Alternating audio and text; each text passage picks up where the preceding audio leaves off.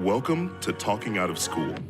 Talking Out of School is a production of the Department of Teaching, Learning, and Educational Leadership in the College of Education and Applied Human Sciences, in association with the School of Communication and the College of Letters, Arts, and Social Sciences Institute of Creative and Collaborative Arts. Talking Out of School is recorded before a live audience at Apollo Pizza in Richmond, Kentucky. And here's your host, Dr. Raymond Lauk. Okay, welcome everyone. Welcome to the January 2024 edition of Talking Out of School, stories that celebrate teaching, learning, and growing. We are excited to have 6 exciting storytellers tonight telling their true personal stories. I'm Ray Lauk, an associate professor of educational leadership at Eastern Kentucky University, and it's my pleasure to welcome you all here tonight. Our first storyteller is Nick Ward. Nick was born in the San Francisco Bay Area and has undergone around 30 operations in his life. He's a senior studying aerospace management and plans to attend flight school in May to earn a flight dispatch license. His fun fact, his biggest fear is heights. Let's welcome Nick Ward. Hello, everyone. So my story that I'm going to tell you guys today is about what I learned from winning a national championship showing horses. So at a young age, I showed horses with my family across the country. And at one point was given the opportunity to show at the national level in Tulsa, Oklahoma. And from there, I gradually built more skill competing against horses from around the world, which allowed me to expand my horizon. When I was in my 3rd or 4th year, I was given the opportunity to show a horse, a famous horse actually. And I did very, very well with him, but I always found that I lacked something. This horse had won numerous championships throughout the world. But whenever it came to me showing with this horse, I didn't do as well as anticipated by others and myself. I enjoyed the horse, but I just didn't click. When I got to my 2nd year, I found out that I wanted to try something different and show a different horse and try something new, like I said, and go forward from that. But I wanted to finish that year with the horse that I previously started with. It turns out that horse actually wound up passing away.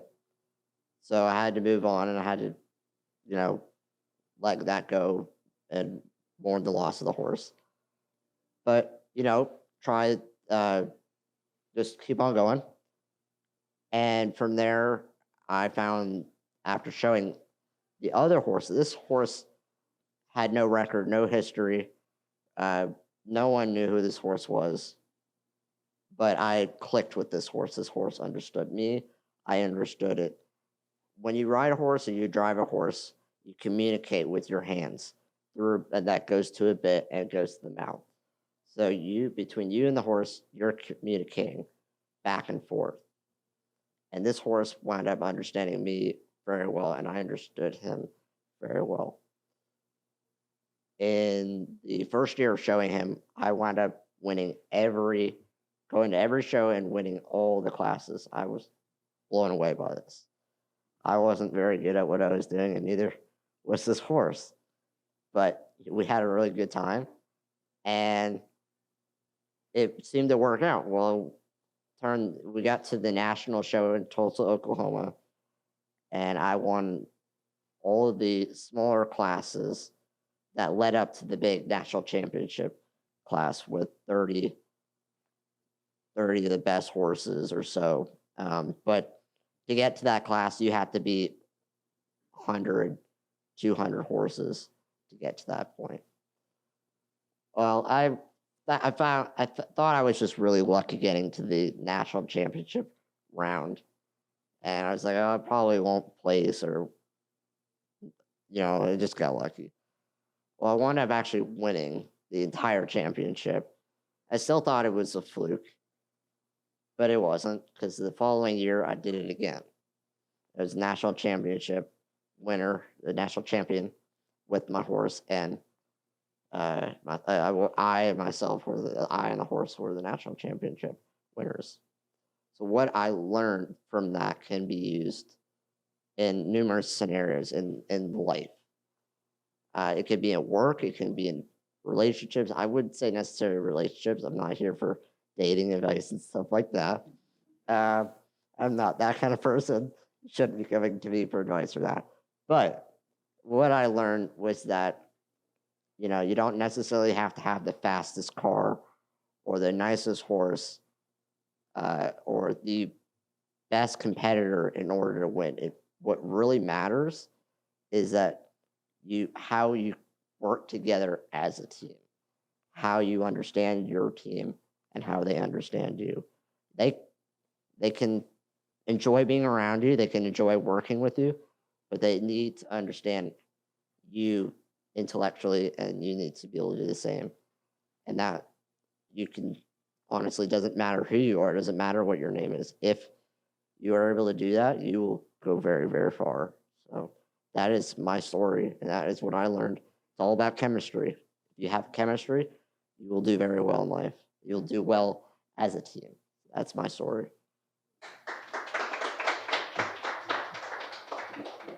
Thank you. Let's keep it going for Nick Ward one more time.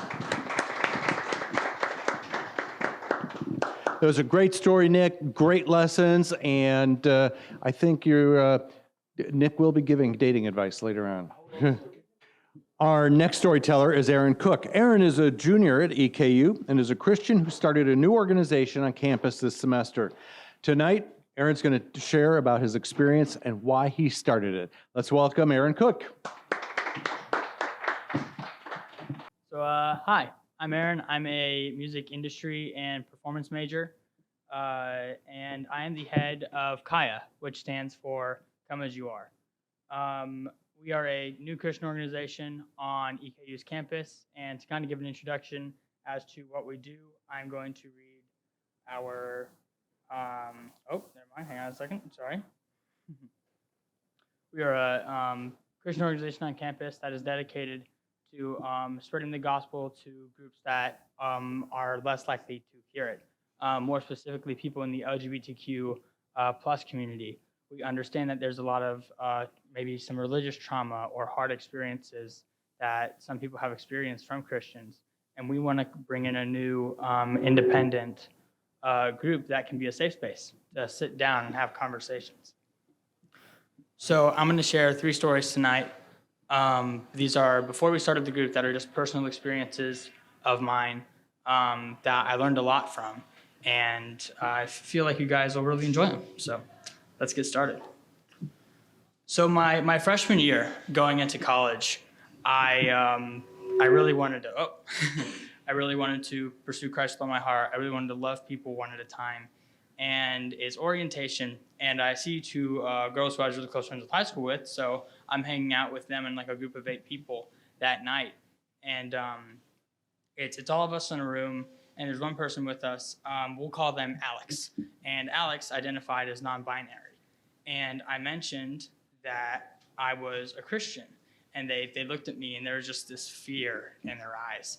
And that's very unsettling, both for them and for me, because I was like, oh boy, okay, all right, so let's try to diffuse this before something gets scary. But we calmed it down, and we just had a good time and played games. And Alex and I would later become really good friends. We actually had a great conversation.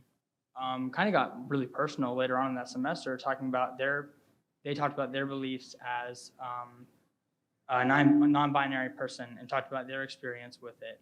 And I talked about how I take my own identity with gender, with religion, and that can be very challenging to talk about for 2 people. But we respected each other's ideals, and it was a calm and safe environment.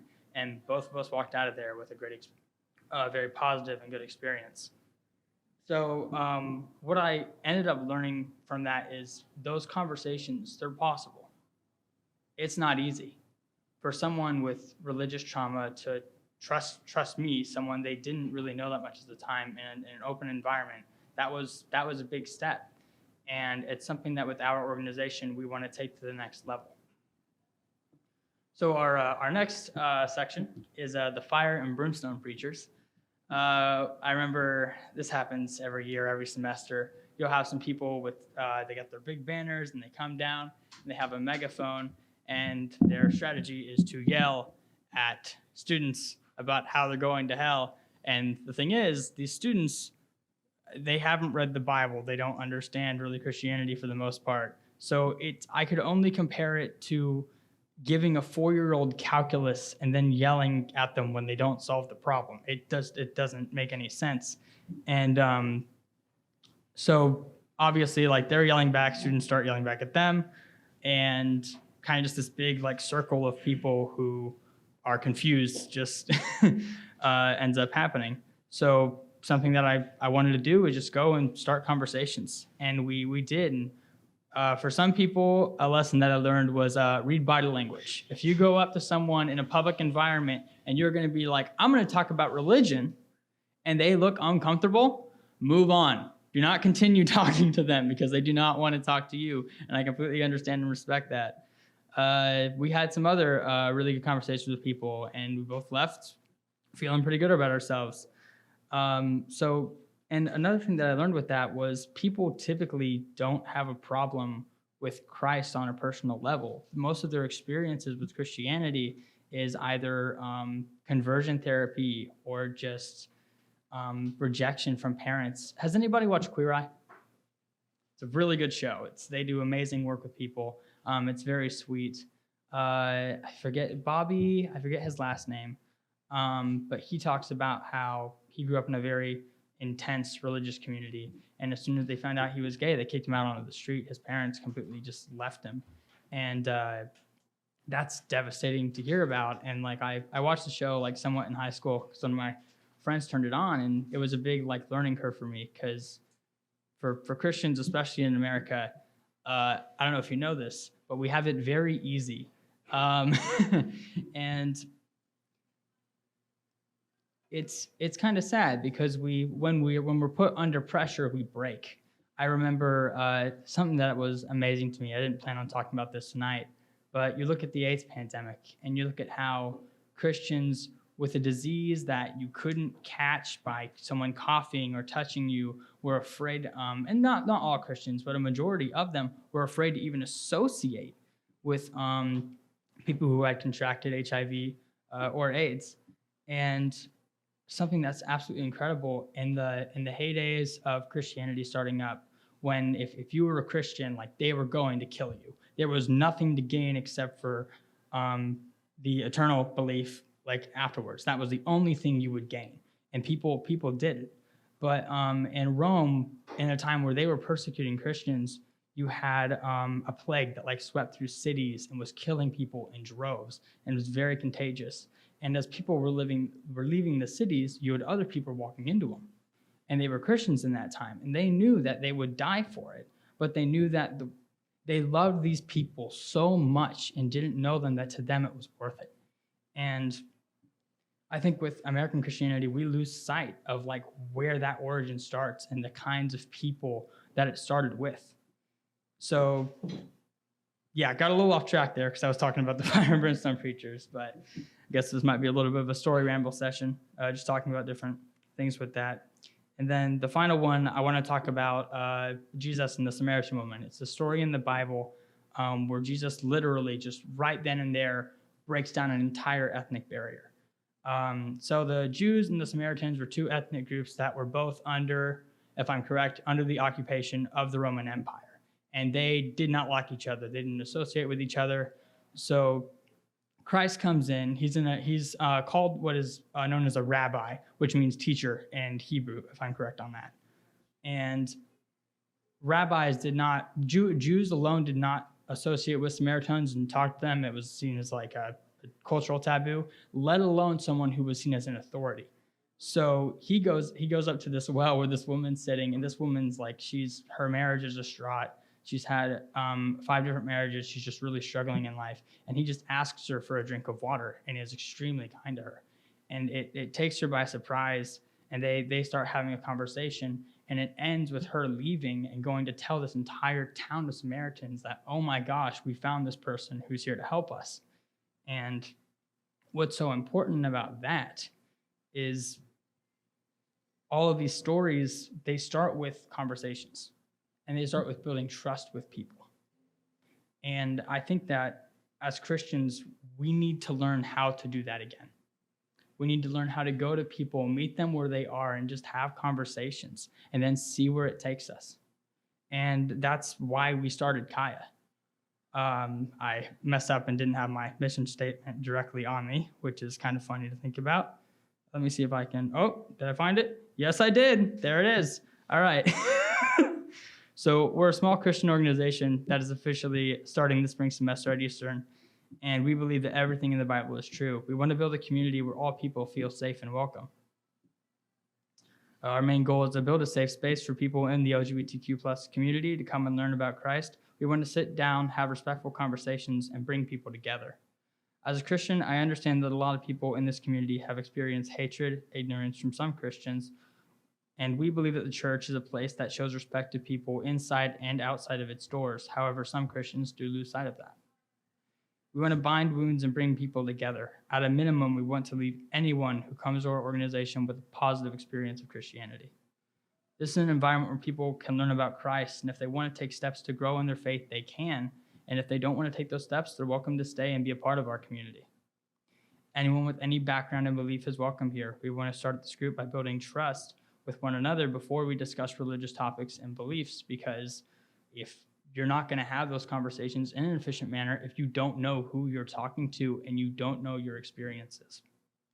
And I guess a big thing to take away from all of this is walk a mile in people's shoes.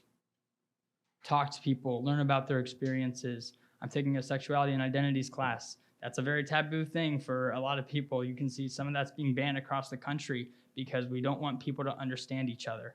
And that's important, you know? So thank you. I really appreciate your time.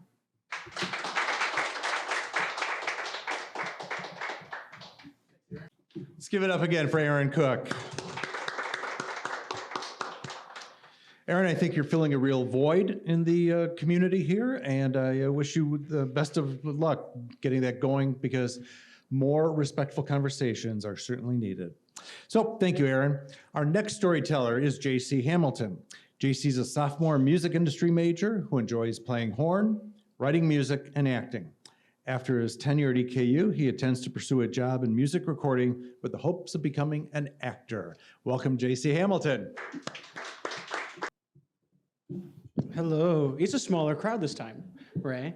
You need to like promote better. Intimate. Okay, that's one way to say that. Okay, so I'm gonna be fully transparent. I prepared nothing coming here. I couldn't think of it. I've been brainstorming all week. I can't think of anything. However, I thought, why am I here? Like, what brought me to this point? And I think what I want to talk about is why it's okay to have no idea what you're doing. So all throughout college, I've changed my major 3 times. Once before I even got in, once soon to come. It will be 4 in like 2 weeks. So I am the king of having no idea what I'm doing. I've been music major twice. I've been aviation. I've been undeclared. So no idea. By year, I came into EKU in music education and was going to switch it to performance. So I was already switching before I even started. I went through a semester of music at EKU and didn't really like it. I was really stressed focusing on recitals and living up to expectations, being the worst sophomore or worst freshman at that point. Everyone was better than me. Everyone knew their scales better. I was behind. I just didn't enjoy playing the horn in that way. It didn't feel like me. It didn't feel like an outlet. So I decided if I don't like doing that, I won't like it as a job, and we should pursue something that will make more money that I won't like doing as a job. So aviation's where I went. It's a good program at EKU. It is.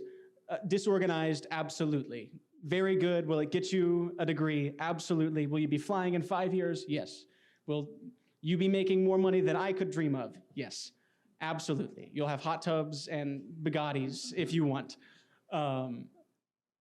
Towards the end of that, actually, let me tell you why aviation. My father has always dreamed of doing aviation and wanted to fly straight out of high school. He went to the Navy and he worked on satellite dishes on planes for 4 years on an aircraft carrier, almost the entire time. He's always loved aviation. If he could go back and do one thing, it would be to do that. It would be to pursue that dream. That's not my dream. Something that really pushed me was to do that for him. And in the decision to leave that, I feel like he didn't outwardly say it, but I could feel a little disappointment. And I just had to level with that at a certain point and accept it. He loves me and is proud of me, but not the decision he wanted, and that's okay. He's happy to see me doing what I'm doing now. With that, I began to think about aviation, and I said, I'm good at this. I had straight A's. That's the only 4.0 semester I've ever had. And I was good at it, but I hated it. I did not like it. I came to the realization that at the end of the day, I'm going to be a 6-figure salaried bus driver. And it doesn't sound that fun. I'm going to be away from home for 2 days at a time, all the time. And it just didn't sound appetizing to me. It didn't sound good. I did not like the idea. So what I did is I went undeclared. I just did a bunch of stuff that I thought I might like. Ended up taking Ray's class, management for non-majors. Fantastic class, my favorite class that semester. It really was. It was fantastic. And I found love for business and management. I really enjoyed getting to find that I have a passion for that and do enjoy those aspects of life. With that, I did other things. I did an acting class. I did a screenwriting course. I did intro to theater. I did a few things that I thought I'd like and a few gen eds. Public speaking, another one. So I could learn how to do this, how to sit in front of you guys and give speeches impromptu that I didn't prepare for because I'm silly. With that, I realized that I greatly missed acting. It's something I left behind in high school. I was Gaston in my senior play. And I know, it's crazy to think that this is Gaston. But I was. And of course, I was overshadowed by Lumiere because he was fantastic, and Belle because she was fantastic. And I just got to play the villain. It was fun. I'm not a villain type, but it was super fun.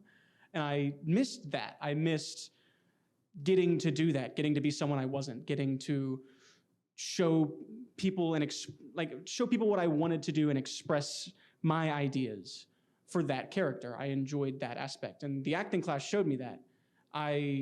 It brought me back down to basics of acting and really explained those and got me deeply rooted into it, along with the screenwriting course where I learned how to write movies and plays and musicals. It was something I didn't realize that I had such great fondness for.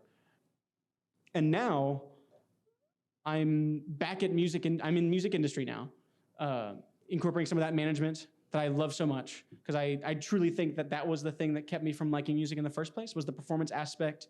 With the management aspect, I don't have to worry about performing. You know that, don't you? It's weird.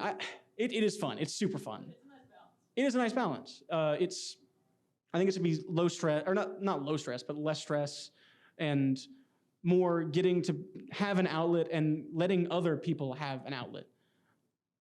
So what I'm saying in so many terms is it is okay to fall upwards. Super okay to do that. It's okay to have no idea what's going on, because eventually you'll find something. In my last point that I'll bring up, the way that I found something that I did not even want to do. I auditioned for the musical at EKU, Percy Jackson. I auditioned because Dr. Gallant was one of the people I was auditioning for. He's the leader of the orchestra. He's a fantastic musician and holds a lot of my respect. He is someone I respect a lot. I respect his opinion a lot. I respect his musicality a lot. He's great. I auditioned for Percy Jackson so he could know me and know my name by the time I auditioned for orchestra, because I wanted to be in orchestra when I came back to industry. And I was like, I'm just gonna get like a small role in Percy Jackson. I'm not gonna try, I didn't really try to prepare any audition material. I showed up, I sang a little bit, I acted a little bit. They called me back for every single role. I was the only person called back for every single male role. And they casted me as Percy Jackson. That was the weirdest email I've ever gotten. Because I went to look at the cast list, I was like, okay, cool, maybe Ares, yeah. Maybe like Dionysus. That says Percy Jackson. That's a lot. And now we're into Percy Jackson, and I was, after thinking about it, was so excited about the prospect of going back to acting and getting to be a lead role. I didn't even audition for orchestra. I said, it'll be later or it won't be. I will give Percy Jackson my all and push forward with that. And I am so glad I did so. We're doing rehearsals right now. I literally had to leave one to come talk to you because I told Ray that I would be here. And I keep my promises. Damn it, I swear. And it's okay to not know what you're doing. Good things can come out of that. Good things can come out of mistakes. Good things can come out of chances that you take. So with that, sorry to be rude. I need to go back to rehearsal. But it was good talking with you. Thank you so much.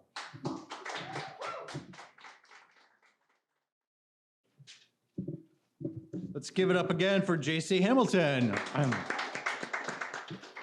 JC, great lessons. So, speaking of someone who changed his major once every year as well, things work out. And before you have to leave, let's give a plug for when is the show? Oh, it is the last 2 days of February and the first 2 days of March. So February 28th, 29th, March 1st, and 2nd. And I'm glad you mentioned that because I saw Dr. Gallant a couple of weeks ago, and he told me that you got the lead, and I'd forgotten about that. So thank you for sharing that great story. We will come see you at the show. Our next storyteller is Katie Mudd. Katie's a senior majoring in fashion and is from Louisville. Katie is taking a personal finance course and a housing design course to explore career options. Please welcome Katie Mudd. Hi, I'm Katie. I, like JC, also didn't prepare anything for more of a different reason. In general, I've always been more of an introverted, shy person where I generally keep to myself. I'm not super outgoing, or I wouldn't say I'm super outgoing. I don't just go randomly up to people and start chatting. I'm not just like, yeah, blah, blah, blah, blah, blah, over and over again. I'm just not super chatty unless I get nervous or I'm really, really passionate about something. The main thing I want to talk to you about tonight is how I learned through taking a summer vacation or a summer trip by myself to visit family in Arizona and California, how that helped me get more comfortable with it, getting out of my shell, getting it out of my box, and explore new opportunities and getting me more comfortable to take risks and try new things. So around like sophomore year, junior year of high school, in the summer, I was 16. My parents had been talking to my aunt on my dad's side, my Aunt Trish, talking about how great things were in Arizona, how she would really love it if we came out to see her and everything. And she had been for years wanting me to come out and see her, visit her. And I felt maybe I should go and do it because now I can go and see them, get to know my cousin, and get to explore Arizona, and I'll be able to, and we'd also be able to meet with family in California because I also have aunts and uncles on that side of family living in California. That's only 2 hours away from them, or an hour away from them, So after talking with my parents about it and coordinating things with my aunt, we were able to get it set up to where I would go there for a couple of weeks. I went on a plane by myself as a 16-year-old for the first time. Went, got everything I needed, got my ID, identification. That way I could get through the gate and security, got my bags all packed and everything, and I was still very nervous, honestly. because I was like, oh crud, I'm gonna be so homesick. I'm gonna be away from people I've grown up with for 2 whole weeks. I'm gonna be with people that pretty much to me felt like strangers, even though I was related to them. To me, they felt like strangers because stuff like visiting them or meeting with them a whole lot when I was a younger kid, I did not remember them as well as my parents would. And they were like, "Yeah, you've been to California before. Yeah, you spent time with Aunt Trish," and it's like, yeah, but I don't remember that stuff. I had childhood amnesia, or it was before I could officially remember it. And I was like, oh crud, this is gonna be so scary. What if they don't like me? What if they don't do this? What if they do this? What if I mess up? Dot, dot, dot, dot, dot. And they're like, Kitty, stop with the what ifs. What ifs are 2 words that I am trying to remove from my vocabulary among some other words, because I will just keep repeating them over and over again, and that will activate my anxiety and definitely not help me move forward or be productive in any manner, because I'll be overthinking and overanalyzing whatever the heck I'm thinking or looking at. So when I got to Arizona, I met my aunt after a while of trying to figure out where my bag was, and trying to find my Aunt Trish and a cousin that were coming to pick me up. I finally spotted them. It was so good to see them and meet them, and it was and a car ride to their house. It felt good. It was a nice way to break the ice. We talked about pets, talked about animals, how she had like 3 dogs and like 4 cats. And I'm not gonna lie, my younger cousin, he made them sound like they were crazy. Like one of them was a rescue cat with just only had 1 eye, and they were sweet. The animals are sweet as can be, but he kind of made them sound like they were all cuckoo and crazy nuts. And we got to talk about all the different pets. Their dog, Archie, their dog. Before they had Coco, they got Coco a year later. And then there are 3 cats. And apparently one of the cats that I met later was pretty much a big cuddler. It was like my dream cat. I guess my current kitty cat, it took a while for us to get remotely close enough to each other to where he'll just go and jump in my lap. But their cat, he just loved being cuddled. He just loved being petted, and it was soft as can be. So I was like, dang it, can I take this cat back with me? And after we got settled in, or got me settled in, we spent a few days in Arizona exploring things, and then we packed up the car and took off to California, where we stayed at my uncle's mother's house, or my mother. I'm not sure what her official title would be relationship-wise, but we stayed at her for a while because the next day afterwards we were going to go to Universal Studios amusement park they have in California. It was super fun. The Harry Potter world, amazing. The rides were amazing. I did another thing that I was so nervous about, which was getting on a roller coaster, or like an actual roller coaster, not like just one of the smaller ones. I went on there with my younger cousin because he was also scared, and it was super fun. Although going upside down, that did not do anything good for my hair or my brain. I was like, oh crap, we're going upside down.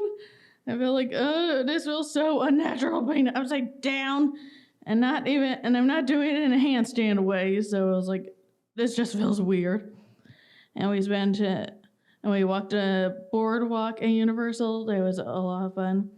We checked out different shops at different places. There was a comic book store. There was a music store. There was like a Voodoo Donuts, they're like fancy themed donuts. I'm not sure if they have a Voodoo Donuts in Louisville or Kentucky. Although if they do, I recommend trying them out. And then The next day we went more into the LA area where we walked a small part of the Hollywood Walk of Fame. We got to see famous people's plaques. I got to see like the one for like Tom Cruise, for George Clooney. It was amazing. And we did a brief drive down Rodeo Drive. And we spent most of the day just exploring, checking things out. And later that night, we met up with my other two aunts that I'm related to on my dad's side, and my uncles that are married to. Went out for a big dinner at a nice, like, 50s themed type of diner area, and it was so much fun. Got to learn more about them, learn that I had a lot in common with my aunts. Like, one of my aunts, aside from her being a big able person like me, she also is really good at artsy stuff. She was good at Illustrator, helped advise me into getting more into graphic design, trying new things and stuff like that. And I learned more about my uncles and aunts and like how they were doing, how they enjoyed life in California, and how they got to the jobs they were at in this day and age, or were at. It was so much fun, and I felt I was getting myself closer to them emotionally, so I wasn't getting as homesick as I thought I would. And at first, it made me partially kind of sad. I feel a little guilty because it's like, oh, shouldn't I be missing my mom and dad so much? And it's like, Katie, you're having fun. They want you to have fun. Otherwise, why would they have let you go out there? And then we ended up after that, we took a little bit trip back to Arizona. We traveled back there, and we spent the rest of the time chillaxing, and we went to museums. We went to, like, the Arizona Space Science Center, which also it was super fun. They had a Beatles, like, light show thing in their space center area where they were showing the Beatles figurines, had them lit up, their silhouettes lit up on like stars and constellations, and it was so awesome. Good music also. Got to see a bunch of, got to learn a whole lot about science and space there, and when we would go swimming at a local pool with my aunt and cousin, when we went there, it was fun.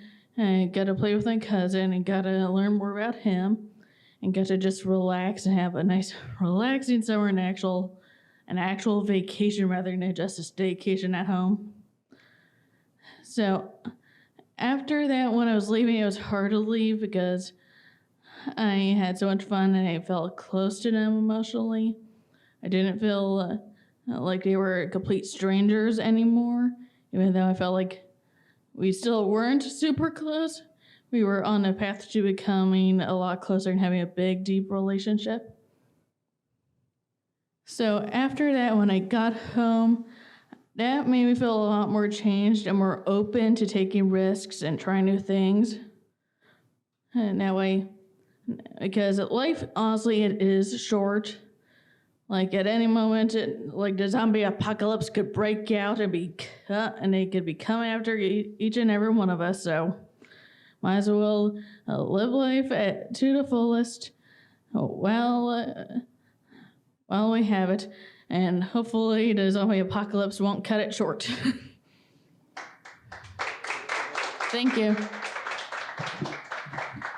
Let's keep it going for Katie Mudd. Katie is this beautiful example of living what she's talking about stretching beyond your comfort zones and pushing yourself. Katie, is this your second time up here or second time? So she's put herself up here, and it's hard to do, but she's stretched herself, and thank you so much, Katie. Our next storyteller is Madison Greenwell. Maddie's an aviation major and will be a pilot. One day she hopes to fly for Southwest Airlines. A fun fact is that Maddie was in the movie Secretariat. Let's give it up for Maddie Greenwell. All right. All right, well, as Ray said, I'm Madison. I'm an aviation student. The last talking out of school I did, I talked about my late son, and I kind of almost cried up here, and it was really heavy. So we're not going to do that this time. This time, we're going to talk about something just a little bit different. And if it's not painfully obvious, I am transgender. I'm a trans woman. Coming out was strange. All my friends growing up were guys. Even though I really got along with the girls a lot better, I tried to blend in with all the guys. With the girls, I felt like I was able to let my guard down, be myself. I was able to finally just have people listen to me. When I was with the guys, I had to be funny, crazy. I had to do all the stuff that I thought that I needed to do to hide in plain sight, and suppress whatever was underneath. And I knew from a very young age, that I was different than the rest of the boys. But I did my best. I did my very best to hide it. And I fooled a lot of people. And I was so good that I fooled myself for a long, long time. But anyways, around the age of 8 or 9, I started to realize that I was different. And by 12, it was all but confirmed that I was a bit strange. And I noticed I didn't look at girls the way other guys did. They looked at them like objects. I looked at them like people that I looked up to and wanted to be. Most of my role models growing up were women. They were Mia Hamm, she was a soccer player, Angelina Jolie, an actress, and another actress named Laura Dern. I knew that I liked girls. I just knew that I wanted to be a girl. And it sounds weird when you say it out loud, but I felt trapped. Nowhere to go, no one to talk to. I tried to unalive myself a few times back then, and it wasn't like I was holding myself hostage. I didn't threaten to take my life to get something. I just thought I was broken, and I thought no one wanted to deal with it. And so I'm gonna jump a little forward to when I was 17. So there's 5 years of hiding that right there. I started to feel normal again. I started to feel, okay, all this is gonna be okay. And then one night, I had a bunch of my buddies in the house. We were all talking, joking on each other. They started talking about the girls, girls that they've been with, that they've slept with, or who they want to do certain things with. And then I chimed in. I was like, don't you ever wish you were one of the girls while still being with one of the girls? They all just turned and just looked like, what the fuck did you just say? So I just started laughing. I was like, ha ha ha, and everyone just started laughing. They were like, you're freaking crazy. That's hilarious. Yep, we'll leave it up to hilarious and funny. I'm so wild. But yeah, it was in that moment that I 100% knew. I knew it. But I didn't act on it. I still thought I was supposed to push that down. And for a long time, I did. And then I went to trade school. I met a girl, and I had kids, all built on a freaking lie, a lie that no one knew. And one day, that lie bubbled over. My partner was at work, my kids were at school, and I was cleaning the house. And this is the part where the story gets just a little weird, if it hasn't already. I found her eyeliner and I put it on. I found her mascara and I put it on as a joke. And then I put on her clothes. And not too long after that happened, the front door comes open and shuts. And I hear, hey babe, I'm home early. I stood frozen in the bathroom, looking in the mirror, questioning everything. I wanted to not exist in that moment. I wanted to just dissolve into a puddle and disappear. I just questioned. I was like, I'm about to lose her. I'm about to lose everything. And then it happened. She came in the bathroom. She opened the door, looked me up and down, and I just closed my eyes, and I just was going to take whatever was coming. She looked me up and down. She asked me to open my eyes. She said, "You missed a spot." And she handed me my brush. Damn, I didn't think I was going to cry. She handed me the brush, and she said, "You need to blend right here." And then she kissed me, and she walked to the kitchen and started talking about her day. I literally just stood there like, what the fuck just happened? Like, I had no clue. I was like, she didn't leave? She didn't do anything? Anyway, so a year later, I medically transitioned. I started hormone replacement therapy. I came out to my kids, my friends, and my family. And to this day, I am still with my partner after 13 years. And I tell you that to tell you this. I was prepared to lose everything and everyone. And I was prepared to be myself. And I didn't care what was going to happen or what was standing in my way. I was tired. I was tired of being in that person. I was tired. And all I did was hide myself, and I was tired of that. So I came out. I lost all of my guy friends, most of my family. I wasn't and still am not allowed to the Christmases, the Thanksgivings, the birthday parties. But that's okay. It really doesn't make me that sad anymore because I've found a wonderful community where I have a new chosen family. There are people that I love, and they love me genuinely for who I am. And so no matter where you are in life, never be afraid to be yourself. You owe it to yourself to be free and to be unapologetically you. Don't ever let people bring you down because you're responsible for your own happiness. And sometimes you just have to listen to what your heart is truly telling you. You got to be yourself and love like you never lost it and uplift everyone around you. And most importantly, remember, we're not getting out of this shit alive. So don't take it so seriously. Have a good one.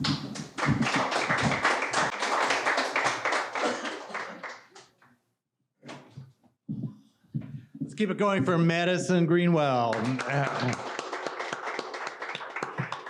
What a beautiful, authentic, honest story. Maddie, thank you so much. I don't think I've ever shared the story about how I met you first.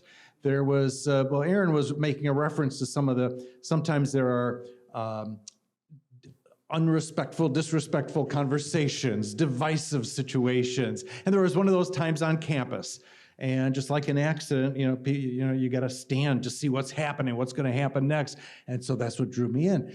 And so what was kind of building up and leading to what could have been a very divisive situation with an employee from the university, I come over and Madison has pulled this individual aside and really flipped what could have been a very divisive issue.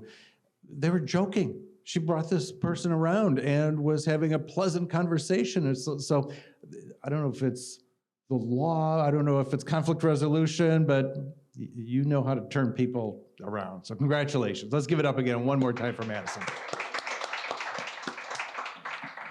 Our last and final and next storyteller is Noah Vargas. Noah is currently a senior at Berea College studying agriculture and natural resources, specializing in geographic information systems and precision agriculture. Part-time, he works for the Center for Excellence in Learning through Service, organizing community-wide events focused on fighting food insecurity in the Berea community. During his free time, you can find Noah outdoors, hiking through the forest, or solo traveling halfway around the world. Fun fact, Noah is a certified drone pilot and wildlife photographer. Let's give it up for Noah Vargas. Yeah, there you go. Okay. Yep. So my name is Noah. I'm from Berea College. And I'm going to tell you a story about how I wrote a book, but I only wrote 10% of it. So if any of you guys don't know, Berea College is just the college just south here of Richmond from EKU. And it's actually kind of one of the most diverse places I would have to say on the world. It's a place where you can walk down the street and you can find people speak 5 to 8 different languages and meet different people from all kinds of backgrounds, shapes, sizes, colors. And so my story starts with the beginning of my freshman year. in 2019, before the pandemic. I met a ton of different people. I was like, wow, they're amazing. I've never met so many different people before. But I just had one problem. I just couldn't remember people's names. I could remember your face, but I was like, I can't. And I was like, I don't want to forget that. And then the COVID pandemic hit in March 2020. And I was stuck at home for 6 months and came back and I saw people and I'm like, I've seen them before, but I don't remember their name. I was like, I was like, this is a big issue, and especially with the pandemic continuing, everyone wearing masks, I'm like, I'm not gonna remember anybody by the end. And so I'm like, how am I gonna do this? I was like, And so I thought, and I was like, okay, I'll make a book. I'll do a project that kind of captures all the different people that I meet in a year. And that's what I called the book, All the People That You Meet in a Year. And so essentially, I took a little notebook, I wrote down kind of general demographic things. It's like your name, your age, where's your hometown, like what's your favorite color, what's your pronouns, and then I left a little space for people's pictures. So I could remember their face and then associate it with a name. It was a great idea. Filled out, 100 pages, and I was like, okay, great. I just need to talk to somebody. Give it to them and say, hey, would you like to fill out my book?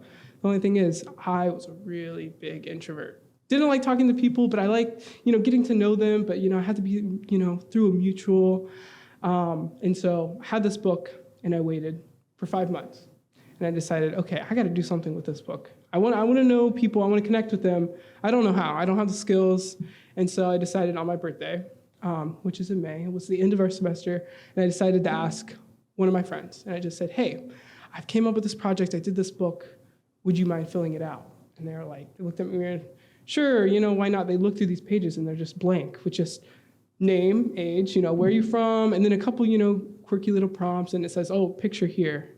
My friend's like, did you ask anybody else? I don't know if I should do this. And I was like, please. I was like, you can be the first person, And so her name was Lakin.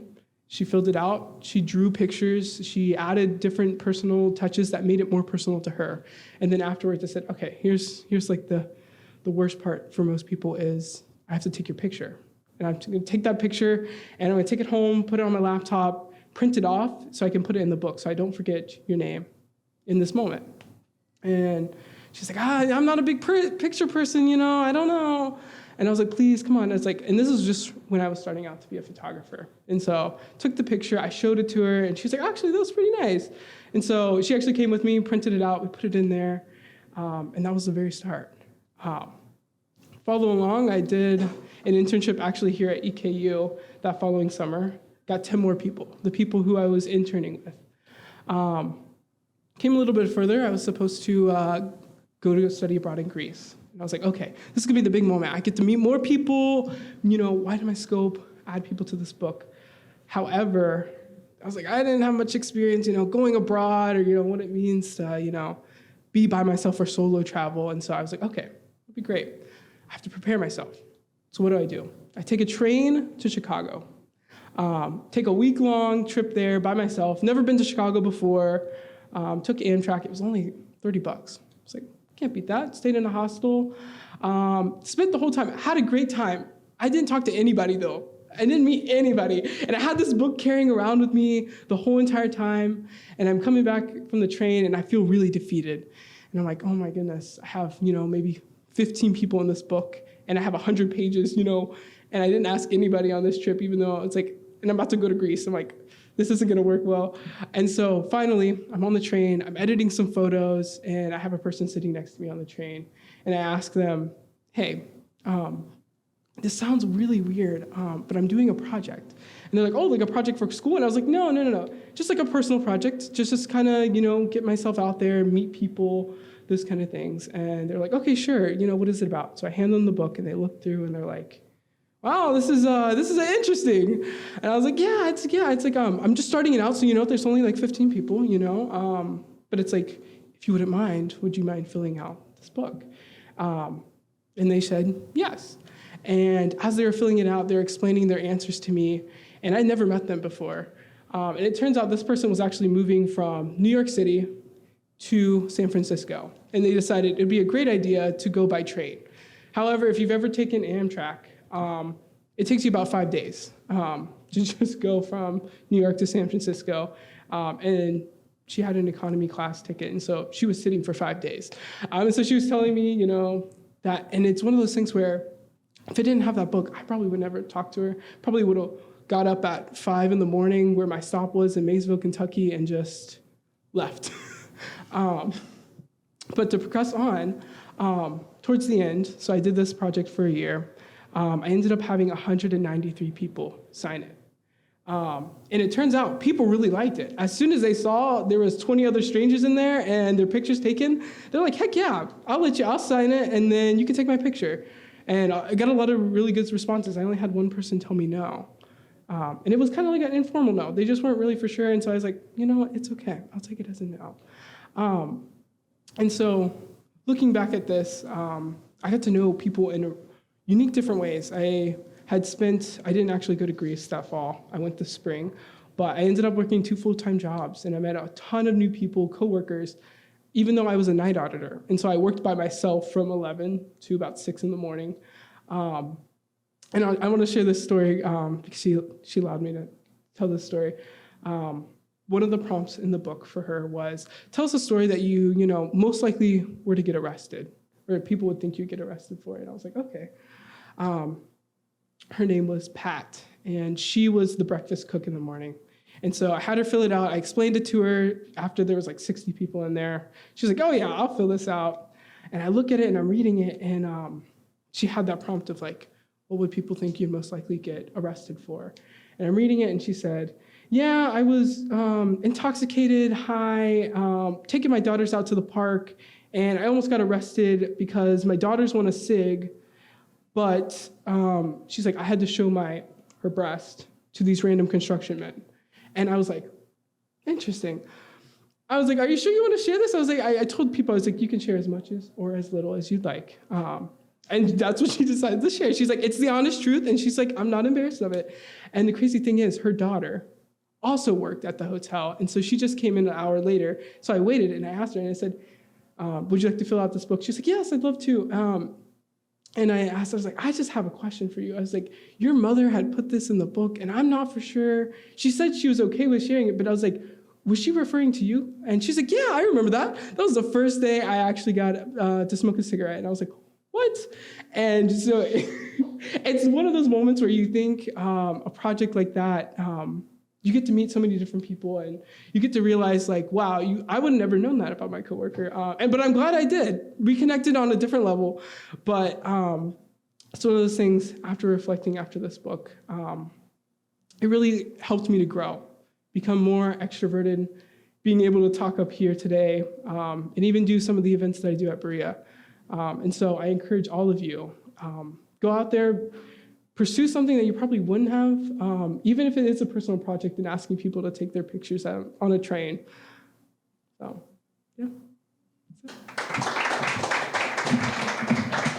Keep it going for Noah Vargas. Thank you, Noah. Is the book still in production, or are you still gathering stories? Or There's going to be a sequel. so is it available on Amazon, or is there just one copy of the? Just one copy for me. Who knows? Keep it in mind. Thank you, everyone, for a great start of 2024 for Talking Out of School. We want to thank Soft Shoe, the shoe store in town here that has paid for the pizza that we've enjoyed tonight. Next show is Tuesday, February 20th, which the feature will be just a month late, but Black History Month kind of it will be featured. We also want to thank our amazing production crew, Maudella Bear, Jordan Lowry, and Mike Alexander. Mike Randolph. I keep getting mixed up with someone else I knew. Who was Mike Randolph. Yes. So thank you, everyone. Storytellers, stick around for a picture, please. And there are to-go boxes, all the pizza you have to take it home before you leave tonight. So thanks to everyone. See you next month. Thank you for listening to Talking Out of School. Talking Out of School is recorded on the third Tuesday of each month during the academic school year. If you have a story you'd like to share on Talking Out of School, please contact Dr. Raymond Lauk, Assistant Professor in the College of Education and Applied Human Sciences. You can reach him at 630-802 1992 or by email at raymond.lauk@eku.edu. Talking Out of School is a production of Eastern Kentucky University's Department of Teaching, Learning, and Educational Leadership in association with the School of Communication. I'm John Clark. Have a great day.